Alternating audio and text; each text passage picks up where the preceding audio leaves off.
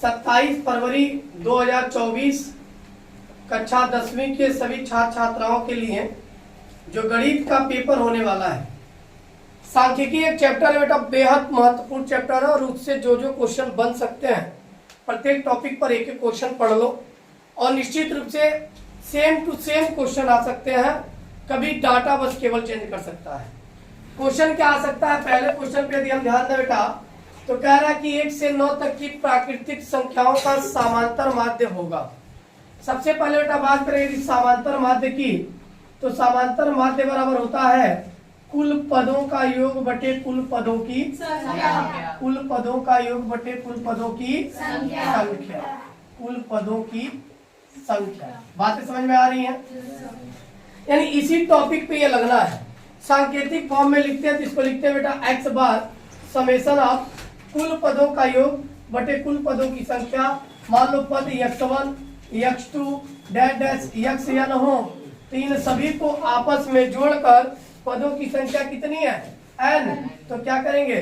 n से भाग कर देंगे। कोई डाउट? अब यहाँ ध्यान दो बेटा, यहाँ पे दिया क्या है? दिया है पहला नंबर 1 से 9 तक की प्राकृतिक संख्या है। तो सबसे पहले तो हमें ये लिख लो बेटा, प्राकृतिक संख्याएं 1 से 9 तक की है कौन? 1 है, 2 है, 3 है, 4 है, 5 है, 6। सब पे पहले कॉमा करके आप लिख लीजिएगा। 6 7 8 9 9 है। 1 से 9 तक कहा है। जब तक कहेगा बेटा तो 9 लिखेंगे, लेकिन 1 से 9 के बीच कहता तो ना तो हम 1 लिखते ना तो 9 लिखते, 2 से 8 तक लिखते। के बीच और तक शब्द पे ध्यान देना।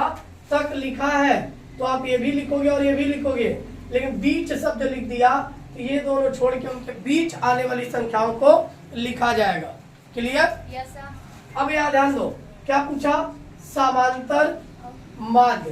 तो समांतर माध्य बराबर क्या है? कुल पदों का योग बटे कुल पदों की संख्या। तो कुछ नहीं करना बेटा, 1 में 2 को, 3 को, 4 को, 5 को, 6 को, 7 को, 8 और 9 को क्या करना है? जोड़ लेना है। और पदों की कुल संख्या कितनी है?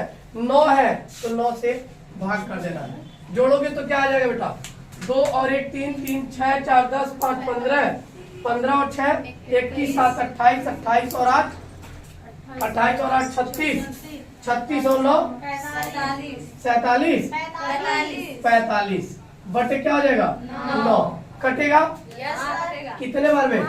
5 बार में। 9 बचे तो x बार का मान क्या आ जाएगा? यही हमारा क्या है? कोई डाउट? क्लियर हो रही है बातें? आगे ध्यान दे बेटा, बेहद इंपॉर्टेंट टॉपिक कह रहा है आंकड़ों इतने और इतने का बहुलक ज्ञात कीजिए। बहुलक की सिंपल परिभाषा याद रखना, बहुलक जो बहुत बार आए बहुलक कहलाए। जो बहुत बार आए वह क्या कहलाए? बहुलक कहलाए। सिंपल बात, नो बकवास। इसमें क्या करना है? कुछ नहीं है खास, सिंपल। इसको पहला जो डाटा दिया गया बेटा, हमारे पास दिया क्या है? दिया है, लिख लो। ये सॉल्व करना है, ऐसे दिया है, लिख लो। क्या दिया? 10 13। फोन आ रहा था, बार बार वीडियो कट गया। ध्यान है तो कोई बात नहीं, मैं एडिट करूंगा, कोशिश करूंगा। 15 1। अब ये देखो 16 है क्या इसमें? नहीं है। 17 है, लेकिन कितनी बार बेटा? 2 बार। 2 लिख लो। 18 है इसमें? नहीं है। 19 है? 19 कितनी बार है? 3 बार। तो पक्की बात है 1 2 3 3 बार लिख लो। अब ये बताओ इसमें सबसे ज्यादा कौन आया? 19। यानी f जो ज्यादा होगा वही बहुलक होगा। f जो ज्यादा होगा वही क्या होगा? बहुलक। तो बारंबारता किसकी अधिक है? 19 की। तो बहुलक क्या होगा? 19। यानी बहुलक पूछा तो बहुलक क्या होगा बेटा? 19। ये ऑब्जेक्टिव क्वेश्चन में आएगा। 19 वाले पे टिक मार देना, आंख बंद करके। आंसर यही है। कोई डाउट? No sir. आगे ध्यान दो बेटा, मध्यिका कह रहा है प्रथम 10 अभाज्य पूर्णांकों की मध्यिका होगी। मध्यिका को लिए पहले पढ़ लो बेटा। मध्यिका ज्ञात कैसे करते हैं? पदों की संख्या गिनते हैं। यदि पदों की संख्या n हमने निकाला और वो हमारे पास मिल गया विषम। क्या मिल गया? विषम। तो मध्यिका बराबर होगा बेटा n + 1/2वां पद। क्या हो जाएगा? n + 1/2वां पद। और लेकिन यही n सम मिल गया। क्या मिल गया? सम। तो फार्मूला लगाएंगे बेटा कि माध्यिका बराबर n/2वां पद प्लस n/2 प्लस 1वां पद बटे कुल के क्या कर लेते हैं, 2 कर लेते हैं। कोई डाउट? यहाँ ध्यान दो बेटा। अब क्या कहा सॉल्व करते वक्त,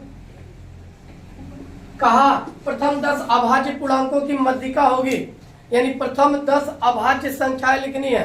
अभाज्य संख्याएं क्या होती है आपको कई बार बताया गया है। क्या होती है अभाज्य संख्याएं? अभाज्य संख्याएं वे संख्याएं होती हैं जो केवल या तो एक से या स्वयं से कटती हैं, किसी और संख्याओं से नहीं कटती। यानी इनके एटलीस्ट केवल 2 गुणनखंड होते हैं। कितने गुणनखंड? 2 से ज्यादा। तो प्रथम 10 अभाज्य संख्याएं क्या होंगी? प्रथम 10 अभाज्य संख्याएं हो सकती है बेटा 2, 3, 5, 7, 11, 13, 17, 19, 23, 29। तो 1, 2, 3, 4, 5, 6, 7, 8, 9, 10 हो गई ना। अब क्या पूछा? माध्यिका। अब पदों की संख्या जब हमने गिना बेटा तो n बराबर मिल गया 10, और 10 क्या है? सम है। 10 क्या है? सम है। तो इसकी माध्यिका ज्ञात करने के लिए फार्मूला लगाएंगे। फार्मूला आप लिख लेना, मैं फार्मूला नहीं लिख रहा हूँ। यहाँ क्या होगा? n/2 यानी 10/2।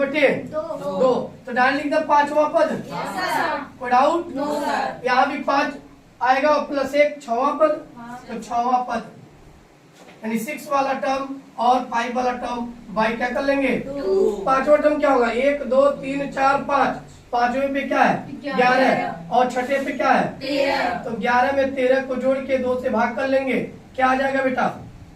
24/2 यानी माध्यिका क्या हो गया? 12। और यही हमारा क्या हो गया? कोई इसमें बुराई?